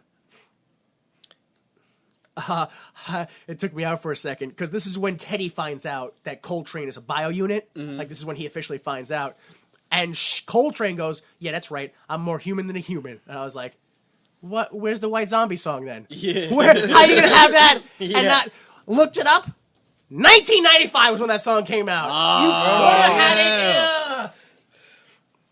I was upset. I don't know if you noticed, because the whole thing with this is the dead storage. You store your dead relatives until science can figure out a way to bring them back to life. Oh, I didn't. Yeah, that was the explanation. And the best part was they were walking past some of the containers, and some of the containers had eviction notices on them. Oh, which is so. Oh man, that's awful. Trying to think if that would be more. Is it a metal thing, or is that more like a rap thing to be evicted from your cryopod? Oh no, that's definitely like a rap thing. That is right. Yeah, it's the eviction. Yeah, that's even if you could be evicted from a dog, it's still a rap thing. So anyway, they loudly sneak into the building and go to the front desk and ring a bell, and I don't know if you guys noticed this, but they start making fart jokes. Yeah. Yes. And they go, "Did you butt trumpet?" Yeah. You didn't butt trumpet. So a puppet pops out of a bag. Yeah. It was a terrible puppet. It was the worst fucking puppet out of the whole film. There's another puppet that comes in seconds later. And I go, that's better. Yeah. It's garbage, but it's better. I mean, comparatively. Yeah. So yeah, it's the guy in the bag. He pops out. He's like, what do you want? Who are you? This is like a whole movie puppet. Like when you're a kid and like, you're 6 years old and it's bad. You know, I looked at the credits. You know what's fucked up about this? It's played by Jim Henson. 3 people it took. No, to make play the that guy, one. To make the guy in the To be fair, it's 2 animators and a voice guy, but like But you still. didn't need at the very least you didn't need the voice guy. Yeah. So yeah, Coltrane pulls a gun on the guy in the bag, and he calls for a caterpillar, and the caterpillar instantly morphs into a butterfly, and then directs them to follow him as he flies away. It was so bizarre because the bad guy's like, nah, I ain't gonna help you. Fuck you. Eat a dick. Oh, you're gonna point a gun at me? Then I'm out of here. I'll call my backup. Hey, Caterpillar man. Yeah. And the caterpillar was like, all right, come on, let's go. Let's go. Yeah. We jump back to Teddy Rex's apartment real quick, and the henchmen kidnap Molly Rex while she's taking a bath. Go back to Dragon Tail storage, sorry. Teddy pretends he's going to buy a gun, but then when he gets close, he tells the guy that, you're connected to a murder, so what are you going to do about it? It was the most bizarre plan. All of their police work involves going up to a suspect and going, we think you're guilty. What are you going to do about it? And then waiting for them to make a move. And the best part is, he's like, no, listen, I got a plan. I'm going to pretend to want to buy a gun. And, like, they're already in the room with the gun. Yeah. And he's like, no, I want to buy a gun. It's like, all right, well, here are some guns. Right. He's like, aha! We know it's you. Now I'll bring you in on unrelated charges. So, they're like, you're connected to this murder. He drops a bomb in the shape of, like, a beetle, or whatever. And disappears through the floor. Yeah, and the building blows up, and then the bad guy comes out of the rubble, and Teddy just grabs him out of the like they didn't go anywhere. Yeah. It was all a trick. So they torture him by breathing and farting and sitting on him, and then Teddy threatens to eat him, and the guy immediately spills his fucking guts. Yeah. Like, he was very certain he was going to eat him. Is that racist? No. No? It is now, but... so, yeah, they get told that the bad guys have Sebastian, and Teddy accidentally hits the bomb making guy with his tail as they leave, and they knock him out, and they leave him tied up upside down. They just leave him. He's dead. Oh yeah, no, he did kill him with the tail. Yeah. It was a whiplash, like a neck snap. All right, so we go back to the evil lair, and Sebastian the kid is put into a chimpanzee cage. That's definitely racist. Yeah, okay. That's definitely racist. The assistant commissioner asks the lady doctor when he's going to be put into the ark, so she freezes him. I didn't realize this until later, but she doesn't give him the injection, so he's dead. He's dead. Right. Yeah. Or maybe he's not, because, like, maybe they freeze him? Maybe they covered him in solidified grease. I can't really tell, because it was really gross whenever they put on him. So, we go to a car. Coltrane is like, wait a minute, I thought you were a vegetarian. And he's like, no, I binge once in a while. And this is the part where I was like, I have no idea. What the story is? What the story is. Yeah. Why is the character Mr. Edge in this film? Like, what is his motive? Like, I don't understand. He hasn't said anything. Why? What? They haven't mentioned. They did the missile? once. The one time they mentioned the missile, and that was it. I have no idea what it's doing. What? I still couldn't understand why he was gonna. He created dinosaurs to kill them. Yep. So he could make them like. Because he wants to freeze 2 of them as well. Yeah. Yeah. Like, he's hoping that he'll clone animals and they'll just retain nothing of, like, what they had before. He'll just be able to implant all his own. And it's still just 2 of every animal, so you're going to end up with a lot of inbred. Yeah. I was stuck on, like, just the mental part of it. Like, even if his plan was to, okay, I'll wipe out Earth, create new animals, new sentient life, teach them the way I think. That way, everyone will think like me, and life will be perfect. Except, what person has never went, maybe I'm wrong. Yeah. So, that's an entire society of people going, yeah, but I'm just as smart as you, and maybe you're wrong. Like, it's just a society going, I don't believe in you. Prove yourself to me. Prove me to me. It's like, it's just...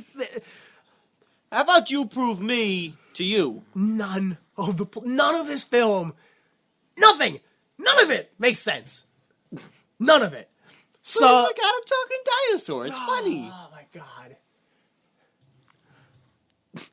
So we go to just apparently a warehouse. All the bad guys just live in a warehouse now. Coltrane walks in the door and starts talking a bunch of sassy shit like, "Oh, I was just doing it. Why you gotta be like that? Oh, you guys." And they are distracted long enough for Teddy to get into place and crush them all to death, I presume. He, like, Tarzan swings into the scene and it fades to black, and we never see anybody again. He's a 1,000-pound Tyrannosaurus. So they're dead. They're liquid. Pureed buzzers. Edge forces Sebastian to make a ransom video that we never see. I don't know what the point of that video was or what they did with it. What? Like, you're about to destroy the world in 20 minutes. Who's going to see this? It's personal collection. So... It's jerk-off material. Exactly. There's going to be no other humans. Might as well just, with the one kid you have, make a whole bunch of videos. I mean, look, some people jerk off to anal, some people like amateurs, some people like ransom videos. Yeah, what? Why make that? The kid's dead in 20 minutes. Doesn't make any... Why they put him in a cage with a monkey? Why wasn't the monkey frozen already? Like, they're gonna destroy the Earth in seconds! The monkey was just a prisoner. He wasn't, like, there were already 2 other monkeys frozen. This was just a monkey who tried to break in and stop them. Unless, because that whole thing is inside the lair, nothing inside the lair gets affected by the missile. Because if you think about it, if Kane shoots the missile... Because then why do they have to freeze Teddy? Why is everyone talking about, when do I get frozen to the Ark? When are we going to get put in the Ark? Because if they're unaffected... Who's going to unfreeze them? That was going to be my next question. Forever they're stuck. Great. Like, that'd be a great ending if they're like, oh no, the thing went off. Great. And now we'll all be, oh no, who's going to unfreeze this?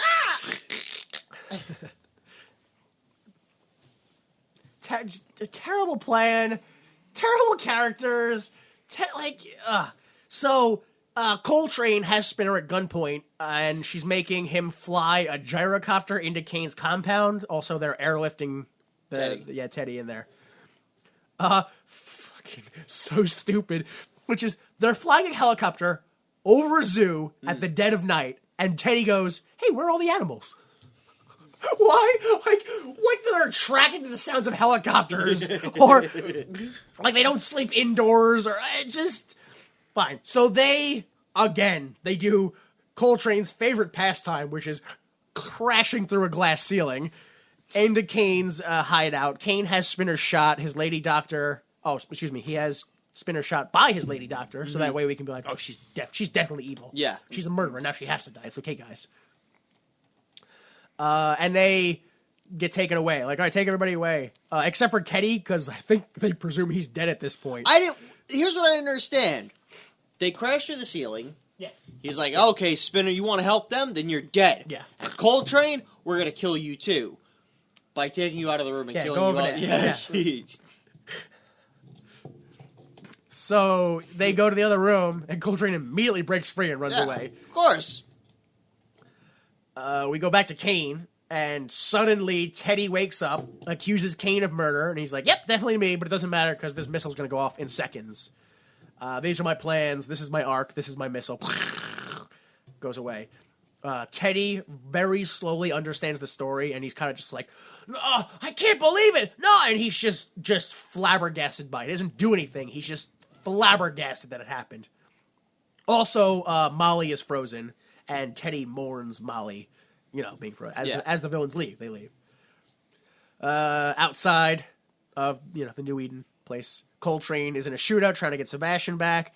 Inside, the lady doctor prepares Teddy to be frozen with an injection, like I was saying. And then, same thing happens. Teddy knocks her into the freezing chamber. She doesn't have the thing, so she's dead. She's got to be dead.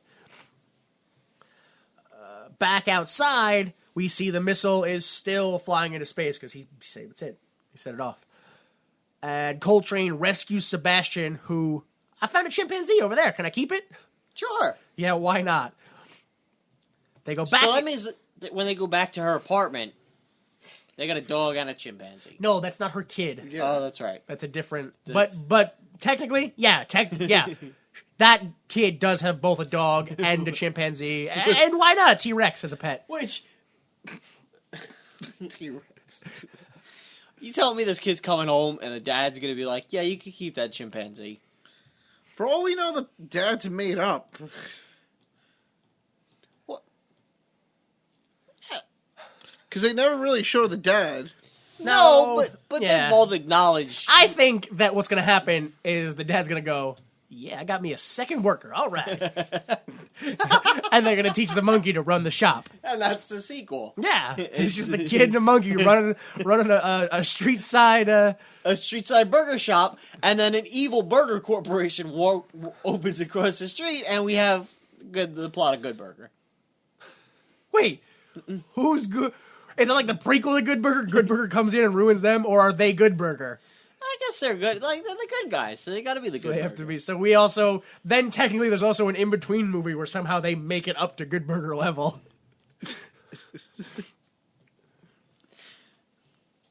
Okay, so if I ever become a millionaire, I'm just gonna make movies where it's like a guy and a monkey as a co-star doing shenanigans.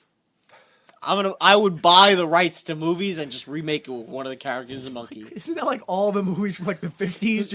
Just put a monkey in it and you're good to go. Like, and then they started doing that in the 90s, right? Dunston Checks In. I don't even know the story. It's just like a little girl and her monkey, and like, they get in, right? Isn't that what Dunston Checks In? Yeah. It was a little boy. Okay, it's a little boy and a monkey, and I guess they rent a hotel room. No. Right? They rent a hotel room. Jason Alexander is the head of a hotel. Yeah. His son lives there. I knew it had a hotel in it. The evil Paul Rubens, a.k.a. Pee Wee Herman, shows up with his pet monkey who he uses to rob people. Oh. The kid sneaks around the hotel because he's bored, kind of like the Sweet Life of Zack and Cody. He's just wreaking havoc. Yeah. Eventually, he sees the monkey crawling through the vents. He's like, oh my god, a monkey. Nobody believes him. He goes out and hunts it because he's like, no, I'm going to prove it. Becomes friends with the monkey. Eventually gets it away from Paul Rubens. Everyone's like, oh, okay, we'll keep it. Paul Rubens goes to jail. Now you don't have to watch it. I can't believe you remember the plot. That's pretty much it. I can't believe That's really pretty much it. I had to think about it, but once you made me hit that peak level of rage. I went, no, Jason Alexander and his son. There's a scene with a greenhouse where they're on the roof. It's in there, whatever. Anyway, the lady, she sings. There's a cake. All right, so and then the monkey, he does. He does the Heroin. thing with the guy. he does heroin with the guy. No. Dunston does heroin. It's a kids' movie. It's not. So, where are we? Yes, we go back inside. Teddy is roaring. No, Molly's frozen. Rawr, I can't work this keypad. I give up. Well, you didn't know the password. You just went. Boop, boop, boop, boop, boop, boop, boop, boop, boop, You didn't need a password because he turns around, accidentally taps it with his tail. It just opens up. Yeah. Not the door, the keypad. Like he Yeah. accidentally taps the keypad. It's like beep, boop, boop, boop, boop. Doors open. So yeah, the villains, they show back up. Well, actually, I should say that Coltrane and Sebastian come inside first. And then the villains show back up. Edge shoots Coltrane. Coltrane shoots Kane. Kane is like, Teddy, you can join us. You don't have to. He's not German. I don't know why I'm giving him that accent. He's evil. He is evil. Yeah, that's true. You can join us. You don't have to be with them. And he's like, no, I don't want that. So Kane shoots Teddy. Coltrane, I'm still not sure. She malfunctions, I guess. She gets shot Yeah. up to probably 8-9 times. She says, I'm not exactly hit, but I'm offline. So at this point, I don't know if she has organs. Like, I don't understand how much of a human being she Like is. she might just be a Terminator and her main cortex. No. That's not how Terminators work. RoboCop. Mm. Like, is she a RoboCop? Yeah. Is she, like, an android? Or is she, like... In the new RoboCop, there's a scene where, like, yeah, they do it in the other one, but they do the scene where it's like, what do I look like without the armor on? And they show it, and it's, like, so fucked up. It's, like, his head, Yeah. and his neck, and, like, Organs. his collarbone, and, like, up to the elbow of his left arm, and then just a couple organs dangling out. Yeah, it's fucked up. Ugh. Did they do... in the new one, where he's like, stop, creep, and then he shoots between the lady's leg and the guy's dick? Have you seen the extended sketch of that? No, what? Then we're watching that when we're done with this. All right. Shoot, bang, bang. She's offline. Teddy's like, give me a gun. He's like, no, you're right. Use your brain, not a gun. Which I guess was a thing they said at some point in the film. I didn't. Yeah, whatchamacallit. Teddy does say... Yeah, that he doesn't like to use guns, that he's non-violent. But they never really go the whole, I use my brain over my brain. Right, Like, they don't do that. It's such a weird thing to just shoehorn in. Use your dick. It's the old cop motto. Fuck it. Outside, the missile is still flying into outer space. Yeah, It's the longest flight well, it's missile doing the whole Superman thing where it has to fly around the Earth enough times to turn time backwards to set it to the real ice age. That's the trick. It's not a missile that blows up and creates an artificial. It goes around Earth Yeah. in a counterclockwise motion until it reverts the rotation of the axis. And then time goes backwards and saves Lois Lane, but turns it to the ice age. I mean, that's fine. He lives with the Fortress of Solitude. It doesn't affect him. Yeah. So, luckily, the only road out of New Eden is a very long, windy road. So Teddy just runs into a straight line and catches up to a car. Yep. And he catches him by taking a piece of metal, bending it, tying it to a rope, and basically just fishing for a person. Grabs Kane's seat, the whole seat, out of the Jeep, rips him up into a tree. The Jeep crashes into a billboard, blows up. Yeah. Like the largest explosion in the movie. And Edge is dead. Oh, he's absolutely dead. Edge is completely dead. Teddy, he takes the remote out of Kane's pocket, and he's like, well, this is it, boop, and he presses the thing, and the missile blows up, and I was like, did he stop it or not? I'm not sure if he did it. But yeah, apparently he stopped it instead of detonating it. And it was like at 3. Like, it was like 3, boop, and the missile stopped. Yeah. It was still, like, way deep in space. Yeah. So, again, it must have, like, when it hit 1, it would just accelerate to a speed to reversify the Earth. Yeah, like, I don't... So, whatever. So, yes, we go to a ceremony, and the commissioner gives a speech about equality and promotes Teddy to detective first class, and then tells him we can realize our dreams. Which he says that because earlier in the film, Teddy's like, oh, I want to be a detective. I want to achieve my dreams like humans and dinosaurs were supposed to. And the chief goes, what? Yeah. What's that nonsense? So yeah, Coltrane is like, oh, good job, Teddy. Great. Maybe we should work again sometime in the future. And he's like, oh, well, you want to be my new partner? And he's like, oh, you mean that soon? Ha ha ha ha ha ha ha ha ha ha. Fade to black. Not the end. See ya. Oh, yeah. It said see ya. Like, first off, no, you will not. You will not be seeing me at all ever again. So you really should. This is one of those films that you definitely should have said the end. Yeah, it's the end of everything involving this. Oh man! All right, that was the whole film. So let's jump right into it because I want to know, and I'm sure you want to know. Yeah. Why would you make this? Because we'll sue you if you don't.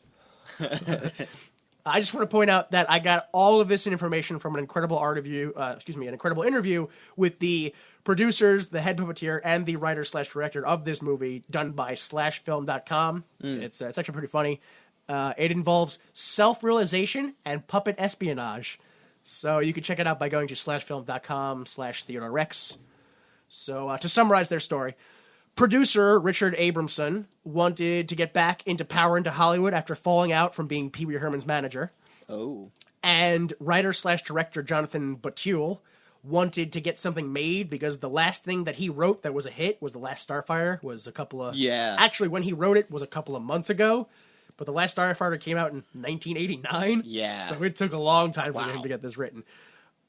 They wrote a gritty sci-fi story that was about a dark, futuristic buddy cop movie. They got another rich producer, and they were off. Whoopi agreed to do the film for $5 million, but as things started to film, Whoopi tried to back out because she realized it wasn't what was going to happen. They tried to sue her, which halfway through that, they realized, yeah, you shouldn't sue the star of your movie, because then they're just going to be angry the whole... Like, it's not... You can't win. So they settled to pay her $7 million, which doesn't seem... I mean, it's 94, so maybe it was. Maybe it's crazy, but to me, it's like, you didn't really... You held out for like $8 extra. Like, which they said, after paying her $7 million because of legal fees, ended up costing them $8 in the long run. I was like, oh boy. Also, on top of all that, it turns out that the writer/director can't direct, and wanted to change various things halfway through production, like set design and lines. Wow. Yeah. It's also... excuse me. Oh, yes. This is something I already mentioned, which is it was important to know that they started making this film back in 1989. And same thing in the interview. When you smash cut to 1994, all the animatronics that they had in the 80s they're garbage at this point. Did I write this down? No, but I forget which one. I think it was Stefano. He said he went to the premiere of Dragonheart. Mm-hmm. That's where Sean Connery. Yeah, he does the CGI dragon. Yeah, he saw that and he went, "Oh, we're fucked. We are fucked." The premiere of Dragon. Yeah, he was like, "There's no way our shit's gonna do good." Once the film was finally done being filmed, the studio made decisions that changed the film entirely. Things like editing, the name, and of course making it straight to video. Also, two more things, which is the crew, like the actual crew, like stagehands and shit like that, they left during the production constantly. Wow. Which I mean, they kept getting more people, but when you have to bring in a new guy every day and teach him the whole system, Yeah. you waste hours. Whoopi Goldberg said that on her final day of shooting, 99% of the crew was different from the first day. So, That's crazy. yeah. Also, the director, Jonathan R. Batul, retired from directing after this film. Yeah. Woof. And I just want to say, my favorite line from the interview was by the writer/director, Jonathan Batul, who said, "No parent can admit they have an ugly child." You know what I mean? Yeah. Okay, so, come on. Could you make a sequel? What do you have? What's Mr. Money?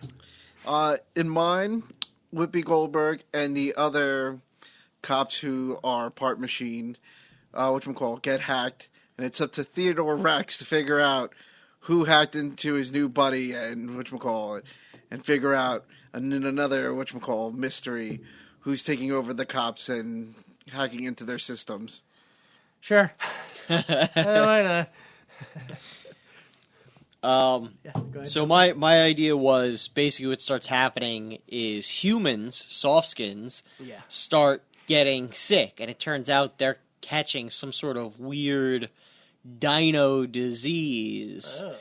And all the humans start getting like, we gotta get rid of these dinosaurs because we're getting sick from them.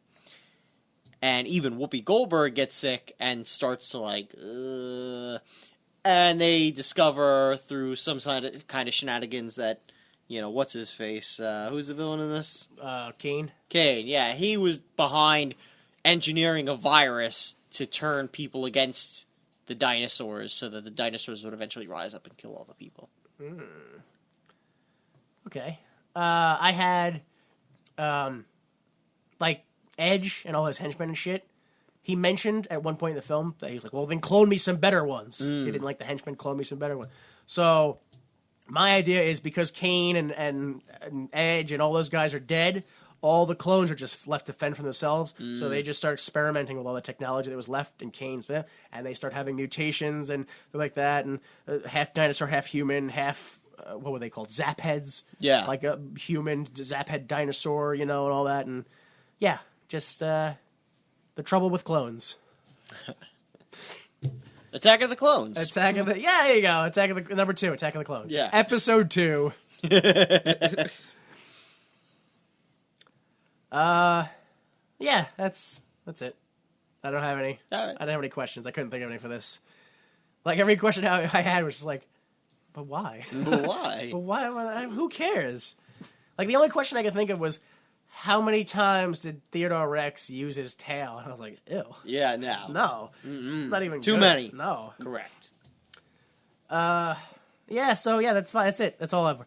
So join us next time, along with Paul Walker, Theo Forsett, and Denise Richards for the 1994 sci-fi comedy Tammy and the T-Rex. Just got big on the internet, so. Yes, I saw. On Reddit and stuff like Yeah, that. there's like a trailer for it. Yeah. So we'll check it out, see what it's like. Plugs. Victory Pro Wrestling, sir. Do you know anything about it? Yeah, it's a thing that happens. Yeah. Some sort of monthly schedule. When a mama Victory Pro and a daddy Victory Pro. No, so Victory Pro Wrestling returns live to Center Reach, Long Island, New York. The VFW Hall in Center Reach on March 13th. And then that's our anniversary show, right? That's a Saturday. March 13th? Yeah.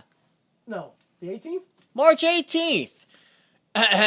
Victory Pro Wrestling returns live to Center Reach March 18th. Yeah, 13, 18, those are pretty close. Very important event for you, I know. Yeah. It is actually the VPW anniversary show. Okay. So, God, 10 years? 11 years? I don't know. Something like that. Wow. Yeah. What do they got planned? Anything yet? Do you know? So, I think EJ Risk is actually going to be in action for the first time since his retirement. Coming out of retirement, him and VSK versus the Church of Tibbs, so Kevin Tibbs and Dorian Graves, who Dorian Graves is the king of New York. Ah, boo. Uh, How long has he been retired for, EJ Risk? Oh, boy. 5 years? 4 years, something like Yeah. that. Yeah, because his neck was all fucked up. Yeah, it's pretty serious. That's why I stopped. Yeah, and I guess he decided, I don't need a neck. So, and besides that, I think it's Kevin Fulton versus Fighter Cat for the New York State title. Okay. And then I don't know what I'm doing. Good. I think I might challenge Kai Katana for the title. Yeah. Yeah, why not? Fuck it, huh? See what happens. Who cares if he's got other contenders lined Don't up? let your dreams be dreams. Yeah. Listen, those other contenders aren't two-time king. That is true. 3-time. Oh, no, 2-time. Two times. Yeah. Yeah. That's right. We were hyping 3-time. Yeah, we didn't get there.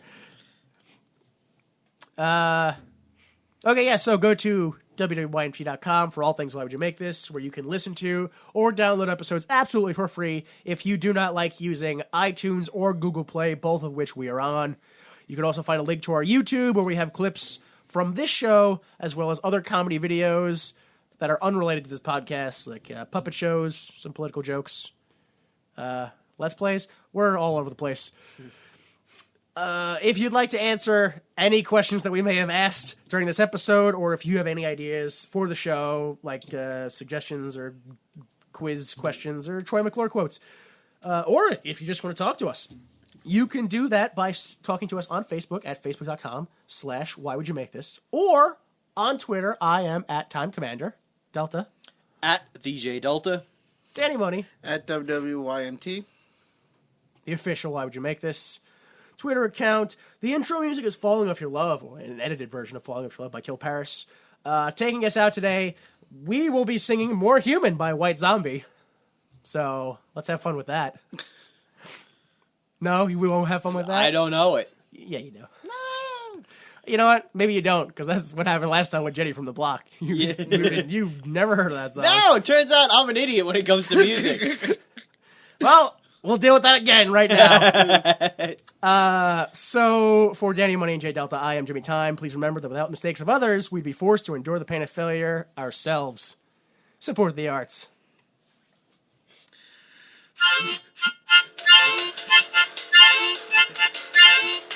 Yes,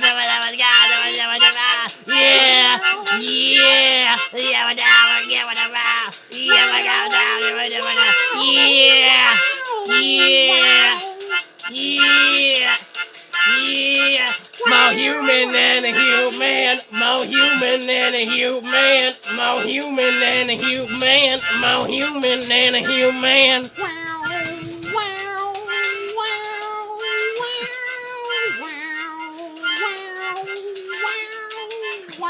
The preceding recording is for entertainment purposes only, and the views expressed in this podcast do not necessarily represent the views of Why Would You Make This, its owners, employees, or associates.